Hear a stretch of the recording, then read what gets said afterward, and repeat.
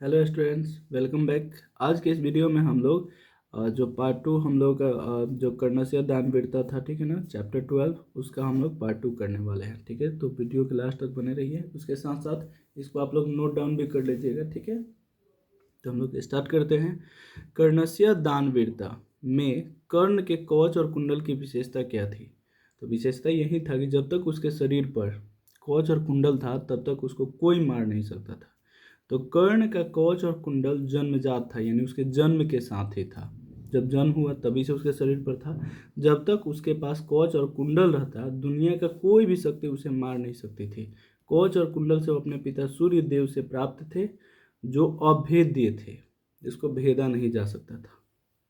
दानवीर कर्ण के चरित्र पर प्रकाश डाले। ठीक है ना, कर्ण की चारित्रिक विशेषताओं का वर्णन करें। देखिए, कर्ण के जब भी नाम लिया जाता है ना, तो उसका दानवीर जरूर लगाया जाता है, क्योंकि एक तरह से देखा जाए तो वो कवच कुंडल नहीं, अपने जीवन को ही दान देता है, क्योंकि उसको भी पता रहता है कि जब कवच कुंडल उसके शरीर पर नहीं है तो उसे कोई भी मार सकता है। ठीक है, तो इस तरह से वो अपने जीवन का ही दान दे देता है। ठीक है ना, तो याद रखना है, वह सत्यवादी और मित्र पर विश्वास पात्र, यानी उपकार मानने वाला दानवीर कर्ण एक साहसी तथा कृतज्ञ आदमी था।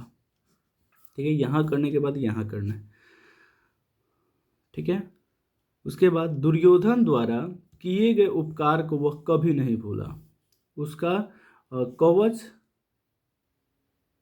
कवच यहाँ पर होगा, कवच तथा कुंडल जो था, कुंडल अभेद्य था। यहाँ पर देखिएगा, ध्यान दीजिएगा आप लोग कैसे लिखना है। ठीक है, कवच और कुंडल अभेद्य था, फिर भी उसने इंद्र को दान रूप में दे दिया।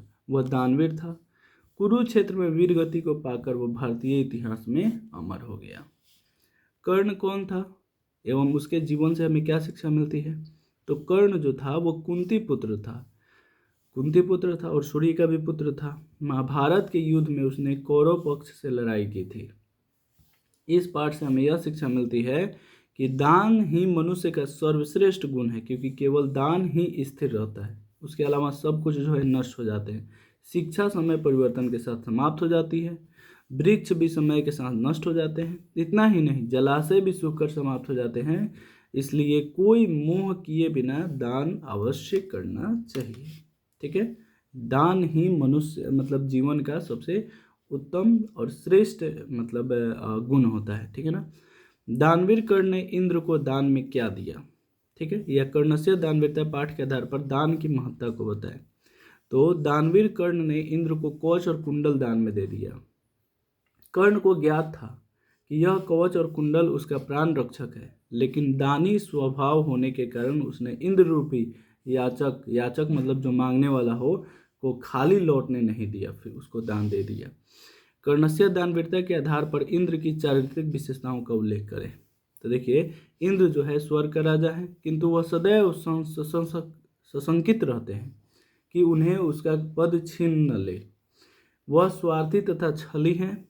उसने महाभारत में अपने पुत्र, याद रखना है कि उनके पुत्र जो थे अर्जुन थे, विजय दिलाने के लिए ब्राह्मण रूप में वेश बनाकर छल पूर्वक कर्ण का कवच और कुंडल दान में ले लिए, ताकि कर्ण जो है अर्जुन से हार जाए।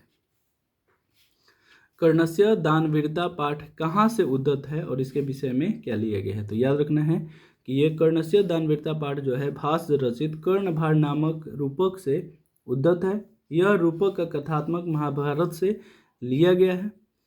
महाभारत युद्ध में कुंती पुत्र कौरव पक्ष से युद्ध करता है। कर्ण के शरीर पर स्थित जन्मजात कवच और कुंडल उसकी देह रक्षा करते हैं, इसलिए इंद्र छल पूर्वक कर्ण से कवच और कुंडल मांगने पांडवों की मतलब कुंडल मांग कर पांडवों की सहायता करते हैं। ठीक है, कर्ण के प्रणाम करने पर इंद्र ने उसे दीर्घायु का आशीर्वाद क्यों नहीं कहा? क्योंकि पता था कि अगर दीर्घायु बोल देंगे तो वो दीर्घायु हो जाएगा, तब तो वो हारेगा ही नहीं। इंद्र जानते थे कि कर्ण को युद्ध में मारना अवश्य संभव है, मतलब मारना जो है अब वर्तमान में असंभव है, क्योंकि उसके शरीर पर कवच और कुंडल है। इसलिए कर्ण को यदि दीर्घायु हो, अगर दीर्घायु बोल दिया जाए तो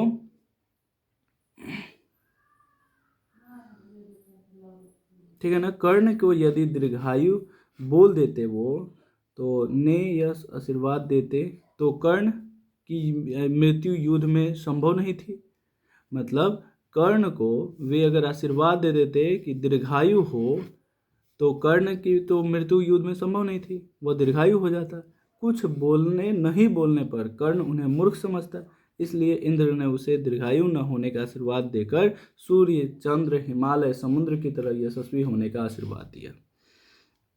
और लास्ट क्वेश्चन है इसका, कर्णस्य दानवीरता पाठ से हमें क्या शिक्षा मिलती है? तो कर्णस्य दानवीरता पाठ से हमें यह शिक्षा मिलती है कि दान ही मनुष्य का सर्वश्रेष्ठ गुण है, क्योंकि केवल दान ही स्थिर रहता है। शिक्षा समय परिवर्तन के साथ समाप्त हो जाता है, वृक्ष भी समय के साथ नष्ट हो जाता है। इतना ही नहीं, जलाशय भी सूख कर समाप्त हो जाते हैं। इसलिए कोई मोह किए बिना दान करना चाहिए। ठीक है, चाहे किसी भी प्रकार का दान हो, चाहे सेवा दान हो या शिक्षा दान हो या धन दान हो, किसी भी प्रकार से दान देना ही चाहिए, क्योंकि वही स्थिर रहता है। इसके अलावा दुनिया में कोई भी चीज़ स्थिर नहीं रहता है। ठीक है, तो इस प्रकार से हम लोग का पार्ट 2 भी समाप्त हो जाता है। इसे आप लोग नोट डाउन कर लीजिएगा। तो मिलते हैं फिर नेक्स्ट चैप्टर के साथ नेक्स्ट वीडियो में, तब तक के लिए बाय।